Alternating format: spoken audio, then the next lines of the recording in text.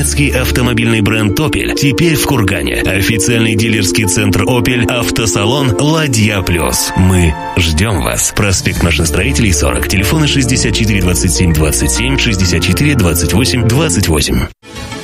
9 апреля на сцене филармонии Украинский академический фольклорный ансамбль «Калина». Начало концерта в 18 часов. Здравствуйте! С прогнозом погоды вас знакомит Анастасия Лемайкина.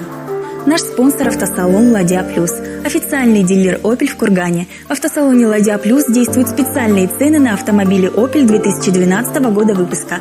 Мы ждем вас по адресу проспект Машиностроителей, 40. Телефоны 64 27 27, 64 28 28. Отточенное мастерство, искрометность танца, задорные украинские песни, ослепительные костюмы – все это украинский академический фольклорный ансамбль «Калина». 9 апреля на сцене филармонии. А теперь о прогнозе синоптиков. Наступающий день на Урале вновь пройдет с небольшими снегопадами, и температурный режим окажется умеренно холодным. В Екатеринбурге, Тюмени и Челябинске кратковременный снег.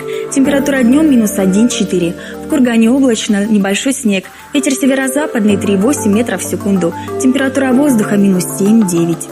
Днем в Кургане облачно с прояснениями, кратковременный снег. Ветер северо-западный 4,9 метров в секунду. Температура воздуха -1-3. Атмосферное давление будет слабо расти. 28 марта солнечная активность умеренная, геомагнитное поле слабо возмущенное. Возможны магнитные бури. На этом я прощаюсь с вами. Всего доброго.